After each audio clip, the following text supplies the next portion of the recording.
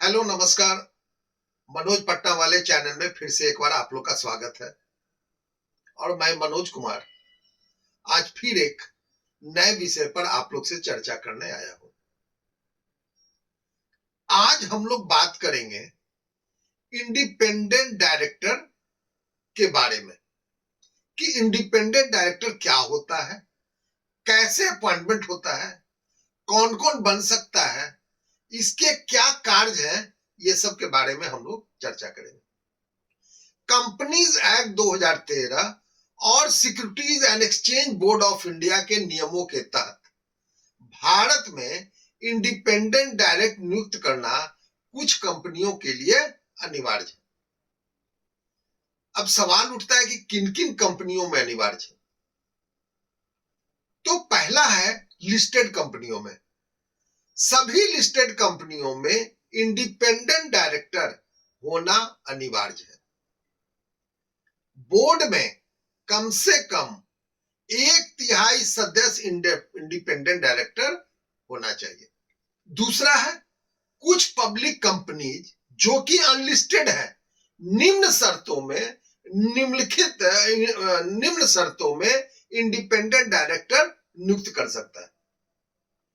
यदि कंपनी में paid up capital जो शेयर कैपिटल होता है 10 करोड़ या उससे ज्यादा हो।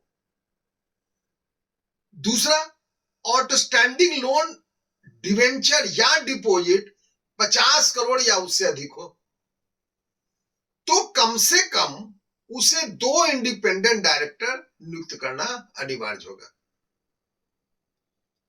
अब इंडिपेंडेंट डायरेक्टर क्या होता है?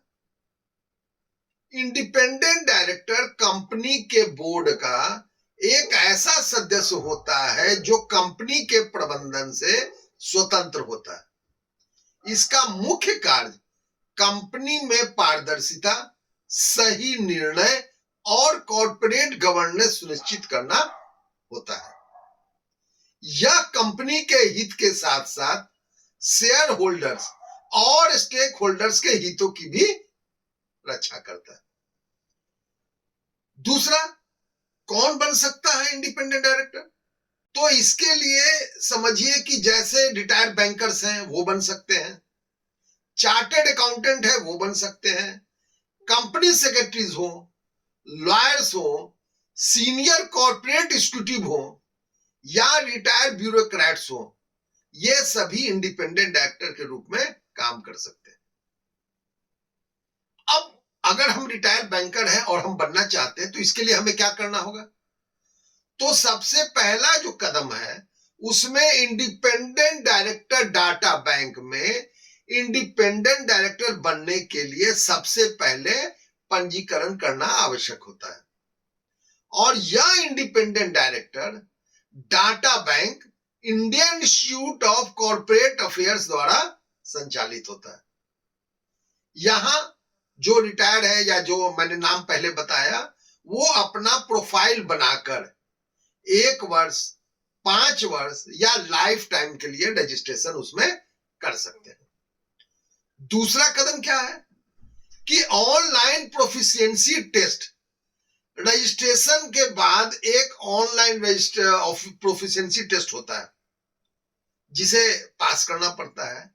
इसमें कुछ क्वेश्चन पूछे जाते हैं जो कि मुख्यतः कंपनी कानून के तहत होते हैं, कॉर्पोरेट गवर्नेंस के बारे में होते हैं, अकाउंटिंग के कुछ बेसिक्स के बारे में होते हैं, सिक्योरिटी कानून के बारे में होते हैं, साथ में कुछ कंप्लायंस के बारे में भी उसके बारे में दिया रहता है।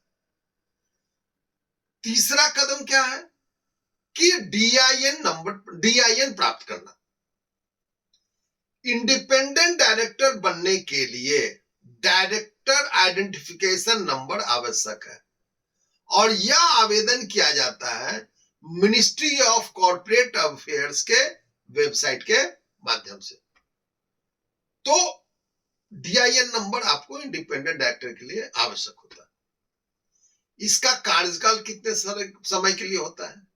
तो एक इंडिपेंडेंट डायरेक्टर का जो कार्यकाल होता है वह 5 वर्ष का होता है, लेकिन वह 5 वर्ष 2 बार करके वो बन सकता है। बशर्ते एक 5 साल पूरा होने के बाद उसमें 3 साल का एक कूलिंग पीरियड होता है, उसके बाद वो फिर दोबारा 5 साल के लिए वो इंडिपेंडेंट डायरेक्टर बना जा सकता है। यह रिटायर्ड बैंकर्स के लिए बहुत ही सुनहरा अवसर रहता है इंडिपेंडेंट डायरेक्टर बनने के लिए। तो इसकी मांग भी काफी होती है रिटायर्ड बैंकर की। उसका कारण है कि जितने एनबीएफसी हैं, माइक्रो फाइनेंस जो इंस्टीट्यूशन सब हैं, हाउसिंग फाइनेंस कॉर्पोरेशन है या एसएमई कंपनी है, वो बैंकर्स लोग को ज्यादा चाहते हैं, क्योंकि बैंकर्स को काफी वास्ट एक्सपीरियंस होता है, खास करके क्रेडिट रिस्क में, ऑडिट में, कंप्लायंस में, ये सब में उनका अनुभव होता है, जिसके आधार पर ये कंपनियां उनको इंडिपेंडेंट डायरेक्टर रखना ज्यादा पसंद करती हैं। अब अगर हम लोग इंडिपेंडेंट डायरेक्टर बन गए तो उसमें फायदा क्या होता है? फायदा ये होता है कि जब भी बोर्ड मीटिंग होगा कंपनी का, तो उसके सिटिंग के लिए उसे फीस मिलता है, प्लस प्रॉफिट में कमीशन मिलता है कुछ कंपनियों में। साथ ही समाज में प्रतिष्ठा और पहचान दोनों बनता है, और कॉर्पोरेट गवर्नेंस में उसे योगदान देने का अवसर भी मिलता है। तो अगर रिटायर्ड बैंकर के पास लंबा प्रशासनिक अनुभव है या बैंकिंग अनुभव है, तो इंडिपेंडेंट डायरेक्टर बनना एक अच्छा अवसर होता है। सही पंजीकरण, प्रोफाइल और नेटवर्किंग के माध्यम से अगर आपके जान पहचान है कंपनीज में, तो नेटवर्किंग के माध्यम से इस क्षेत्र में आसानी से प्रवेश किया जा सकता है। तो आपने देखा कि ये था इंडिपेंडेंट डायरेक्टर के संबंध में।